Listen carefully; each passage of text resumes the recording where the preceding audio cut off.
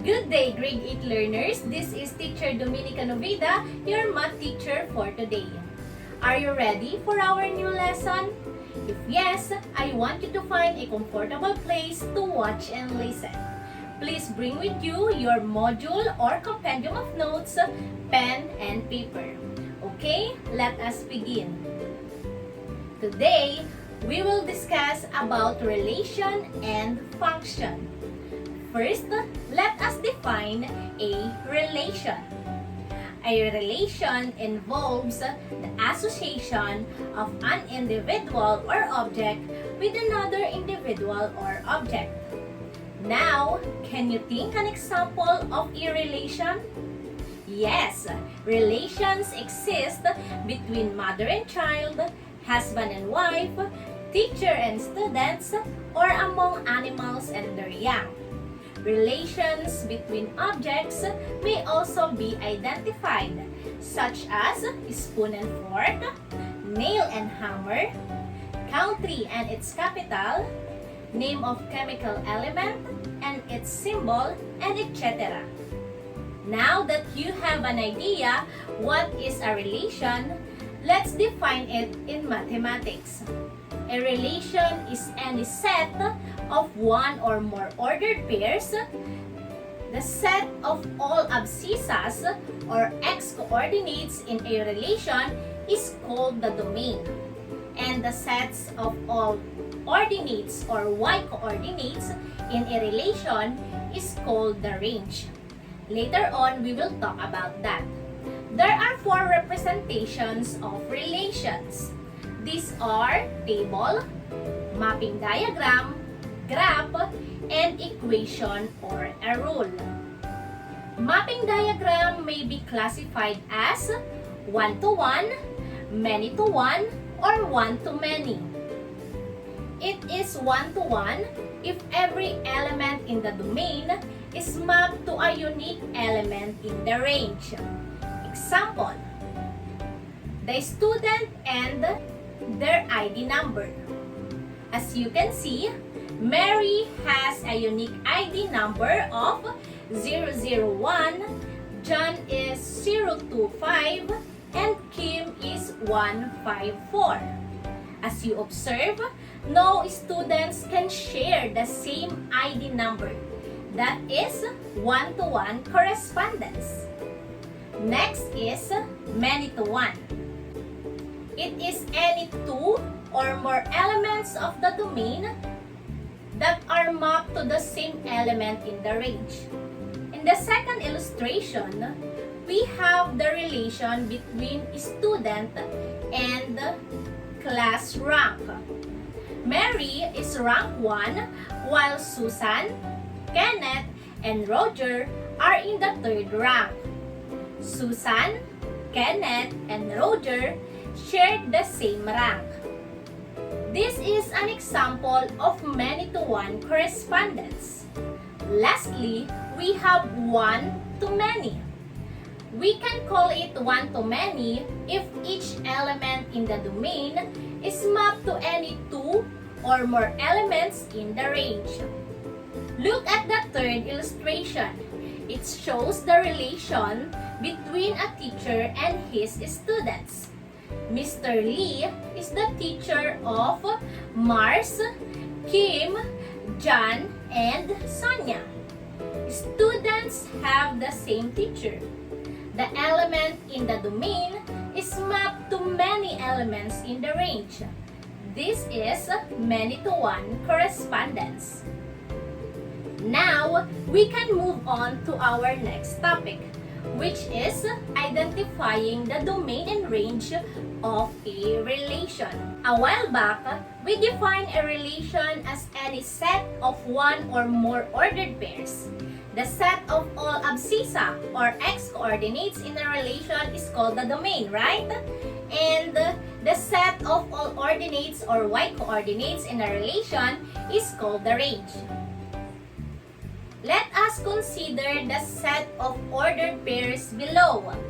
We have the ordered pairs 06, 15, 24, 33, 42, 51, and 6, 0. To get the domain, you will get the first element of the ordered pairs. We all know that ordered pairs are written in the form x, y.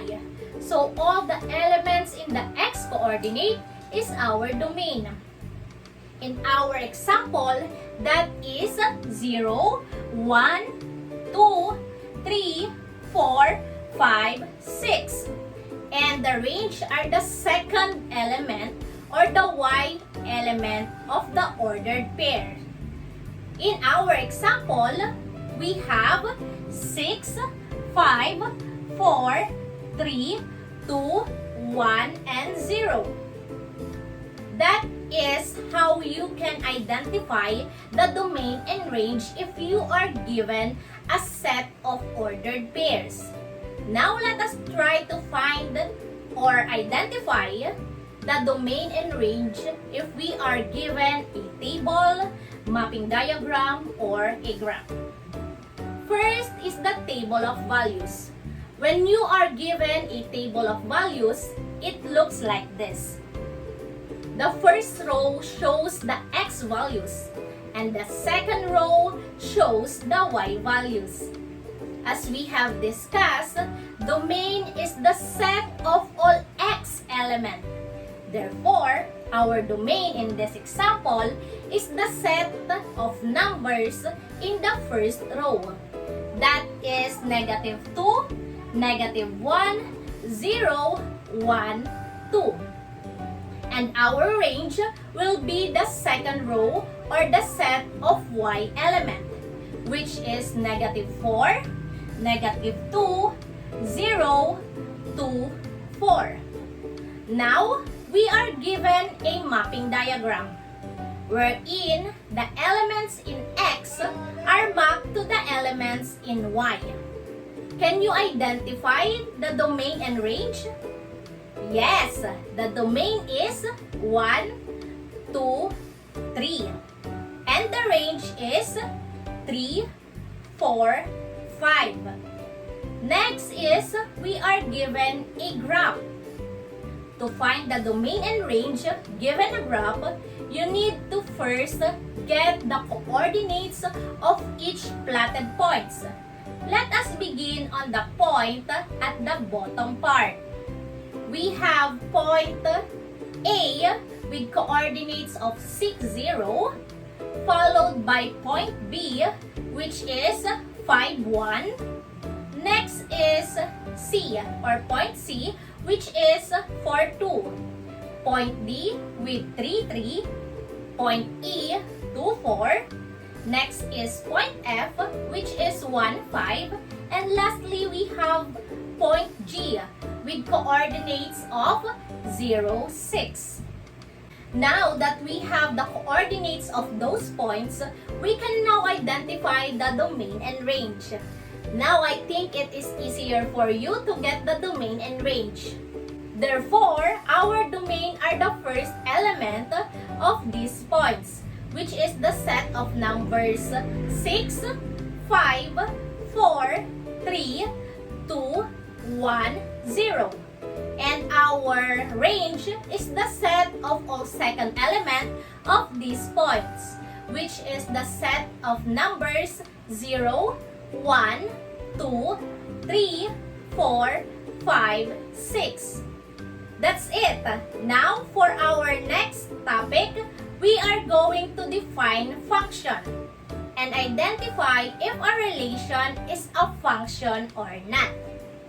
Function is a special type of relation. It is a relation in which every element in the domain is mapped to exactly one element in the range. Thus, a set of ordered pairs is a function if no two distinct ordered pairs have the equal abscissas. It means that no element in the x-coordinate should be repeated. We have here set of ordered pairs. Let us try to determine if the following relation or set is a function or not. Okay, let us begin. First, we have set M. Negative 1, 0, 0, 1, 1, 2, 2, 3. Okay? So this set is a function because every element in the domain corresponds to one element in the range. And the element in the x coordinates are negative 1, 0, 1, and 2. No element has been repeated. Remember, we can only call it a function if no element in the x coordinate will be repeated. Next, we have set V. Negative 5, 8, negative 4, 8, negative 3, 8, negative 5, 8, negative 1, 8. This is not a function because there are elements in the domain which corresponds to more than one element in the range. The first elements are negative 5, negative 4, negative 3, negative 5, and negative 1. Negative 5 has been repeated twice. Therefore, we cannot consider this a function since one element in the x coordinate has been repeated. Okay, next, given a mapping diagram, let us determine if the following relation is a function or not. Let us begin with letter A. X elements are mapped to Y elements. 1 is paired with 5, 2 is paired with 4, and 3 is paired with 3. So we have now the ordered pairs 1, 5, 2, 4, and 3, 3.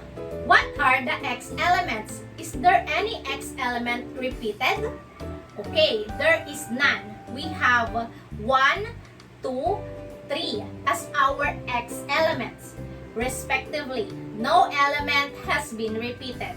Therefore, letter A is a function. Now we can go to letter B.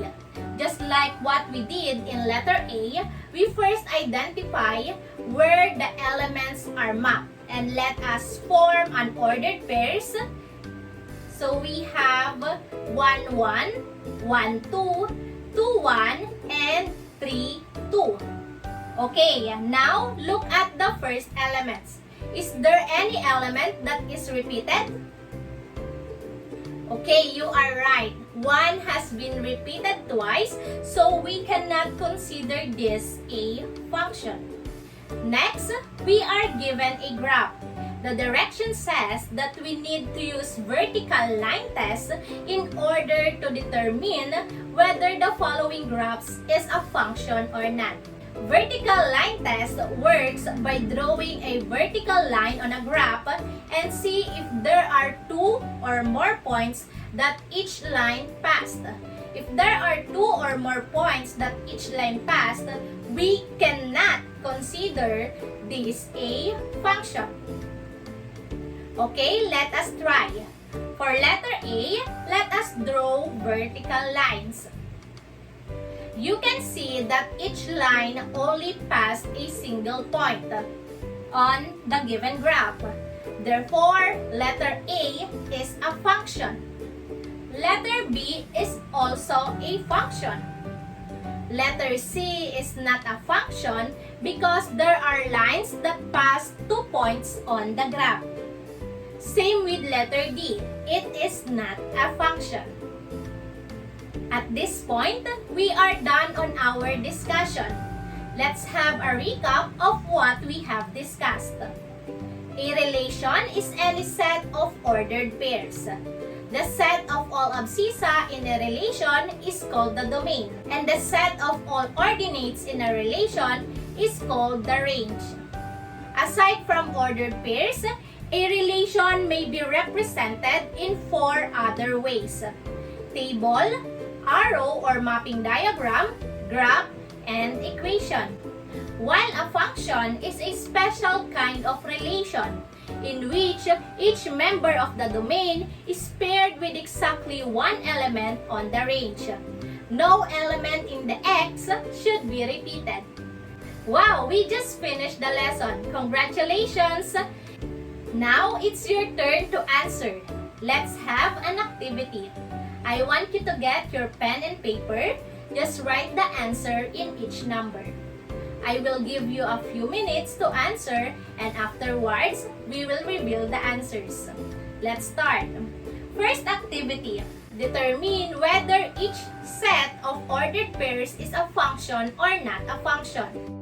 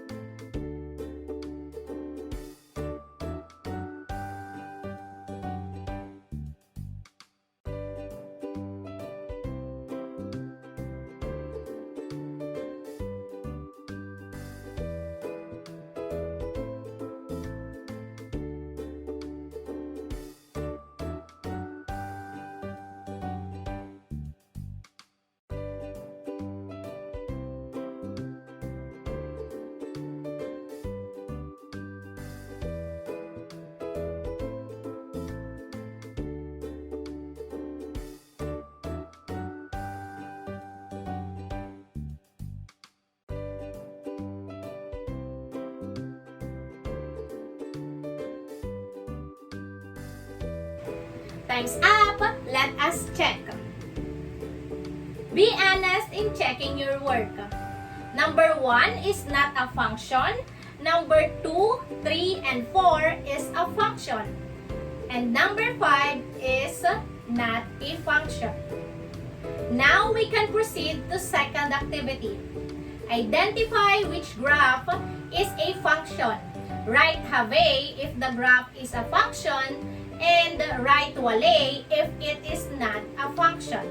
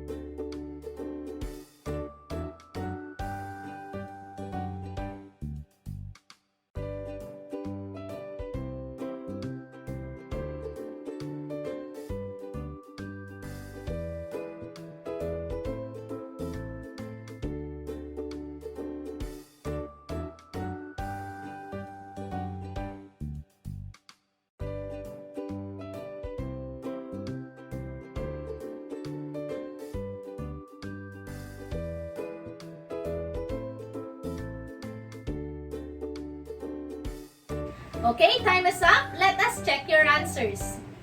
Number 1 is wale. Number 2 and number 3 is have. Now, for your last activity, give the domain and range of each set of ordered pairs.